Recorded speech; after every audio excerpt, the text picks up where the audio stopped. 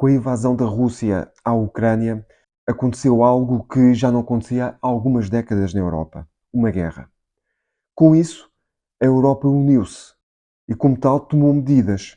As primeiras medidas foram enviar material militar para a Ucrânia, material esse até que algum deles estava obsoleto ou estava inoperacional, mas mesmo assim os ucranianos aproveitaram tudo para fazer a sua defesa. E claro que, com o andamento e o passar do tempo, começa a faltar material militar. Ou seja, a Ucrânia já há algum tempo que anda a queixar-se de falta de munições, por exemplo. A Alemanha já disse que vai investir 2% do seu PIB na defesa. De 2022 para cá já foram gastos mais de 2 trilhões de dólares. E claro que com isto temos outras situações que podem vir a acontecer. Não é? Nós temos um barril de pólvora no Médio Oriente que, caso venha a arrebentar, nós sabemos que os Estados Unidos vão apoiar Israel e não sabemos até que ponto é que aquilo pode escalar. E depois também temos outra situação que é China e Taiwan. Por enquanto, os Estados Unidos, a nível diplomático, está a assegurar a situação. Eu bem sei que investir neste setor de defesa militar não é tão atrativo como, por exemplo, investir em inteligência artificial. Em termos éticos, ora bem, em termos éticos, temos que reparar que a defesa militar é um setor essencial em qualquer país. Portanto, ele vai existir no presente e no futuro. É claro que esta situação e esta invasão da Rússia à Ucrânia veio acelerar o processo. Agora surge aqui a questão: como é que eu poderei investir neste setor? Isto porquê? Porque quem está, que se calhar quem é um militar e também faz os seus investimentos, se calhar conhece empresas e pode até mesmo investir em algumas empresas que ele considera essenciais. Agora, eu, apesar de ter sido militar, estou completamente fora desta área, deste setor, e como tal não sei quais são as melhores empresas para se investir. Nesse sentido, se calhar acaba por ser muito interessante investir através de um fundo. E eu já há algum tempo que ando a estudar ETFs sobre este setor de atividade. Até que às tantas eu descobri um que se enquadra muito bem dentro do meu perfil e ao qual eu vou partilhar contigo. E o fundo que eu gostei foi este, Han ETF Future of Defense. É um ETF acumulativo.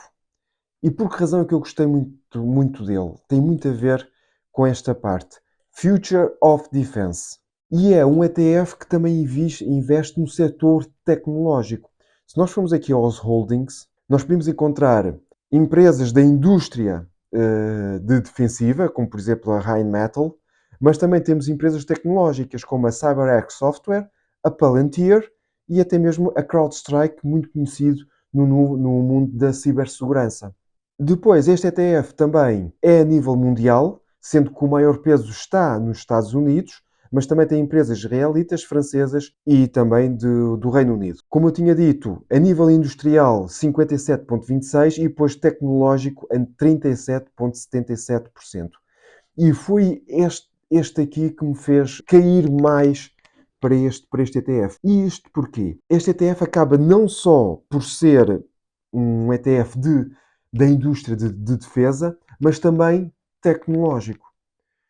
Ora, e nós bem sabemos que é no mundo militar que existem os grandes saltos tecnológicos, que depois passam para a área civil, e claro que as empresas na área civil pegam nessa tecnologia e evoluem muito mais. Não é? Não foi à toa que apareceu o GPS. O GPS apareceu na área militar e nos dias de hoje nós pegamos no telemóvel e temos um GPS disponível. E já agora aqui outra vantagem é em termos de diversificação. Nós, ao investirmos num ETF deste género, estamos a diversificar o nosso portfólio, mas acima de tudo estamos a diversificar e não estamos a perder rentabilidade. E por falar aqui em rentabilidade, olhando aqui para o gráfico dele, nós podemos ver que foi um ETF que foi criado em julho de 2023 e que até agora teve uma performance superior a 30%. Portanto, em menos de um ano já cresceu mais de 30%. E como eu tinha referido anteriormente, em termos de atratividade, portanto, ou seja, não é a mesma coisa que investir, por exemplo, em inteligência artificial, que existe um grande hype, que nós sabemos que vai trazer uma grande revolução na maneira como nós trabalhamos. Mas mesmo assim, eu quero deixar aqui uma pequena comparação. Portanto, eu vou comparar aqui com um ETF de inteligência artificial e vejam bem a diferença. Enquanto dentro do mesmo período, a inteligência artificial cresceu 19,47% para 33,66%. Eu bem sei que isto está a ser muito influenciado pelos conflitos atuais. Invasão da Rússia à Ucrânia, situação do Médio Oriente e também China e Taiwan. Eu bem sei disso. Mas, no entanto, estas empresas têm contratos a longo prazo, não são contratos anuais, são contratos de vários anos. E, acima de tudo, são contratos governamentais. Portanto, os países vão os cumprir. E, além disso, este setor é um setor importante para qualquer país. Ele vai sempre existir para o futuro. Claro que, a nível de rentabilidade, nós não vamos estar à espera de rentabilidades de 30% ao ano. Não é isso que vai acontecer. Se calhar agora, durante os próximos anos, e esse é um dos motivos pelo qual eu quero investir neste setor, se calhar vai ter um comportamento ou uma rentabilidade superior àquilo que é a média. Se nós formos pegar aqui no outro ETF, por exemplo, o SXR8, um ETF sobre o SP500. Né? O SP500 que nos últimos tempos tem tido uma rentabilidade espetacular, rentabilidades superiores a 20%, e mesmo este ano, 2024, também está a ter uma boa rentabilidade. Reparem bem a diferença para a parte relativamente a este ETF. Daquilo que se está a passar a nível mundial dentro desta indústria, também sei que para os próximos 5 anos esta indústria vai estar muito ativa. Vai existir muito investimento dentro desta indústria. Este ETF acaba por ser uma excelente alternativa para, por exemplo, criar uma carteira satélite. E o que é que eu quero dizer com carteira satélite? Ou seja, nós temos a nossa carteira principal, onde nós fazemos os nossos investimentos para sempre, como, por exemplo, o SP500, um índice mundial, ações que nós consideramos que são para o resto da nossa vida, etc. E depois podemos fazer pequenos investimentos, chamadas carteiras satélites, para aproveitar crescimentos que nós achamos que vão acontecer no futuro, como, por exemplo, eu estou a utilizar o ETF das baterias.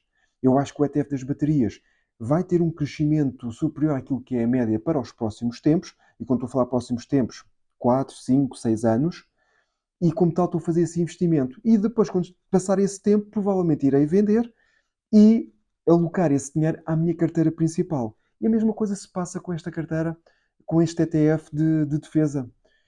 Portanto, eu poderei, devido ao facto à situação geopolítica que nós estamos a viver atualmente e daí também vir a rentabilidade dele, poder aproveitar esse crescimento e essa inovação que vai existir no setor e depois lá à frente, daqui a 5, 6 ou 7 anos, vender e depois transferir esse dinheiro para a minha carteira principal.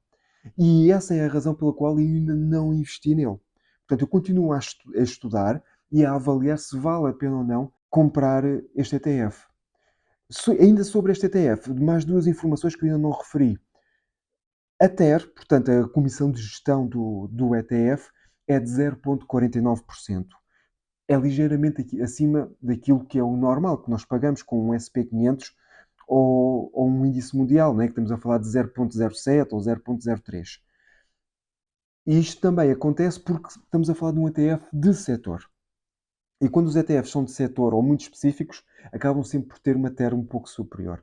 Daí não me causar grande espanto este valor de TER. Depois também a política de distribuição de dividendos. Isto é um ETF que faz acumulação de dividendos, ou seja, não vai distribuir os dividendos, são automaticamente reinvestidos dentro do próprio fundo. E agora, claro, já sabes, se tiveres dúvidas, põe aí nos comentários. Se te trouxe valor, dá aquele gosto e eu despeço-me então com um forte abraço e bons investimentos.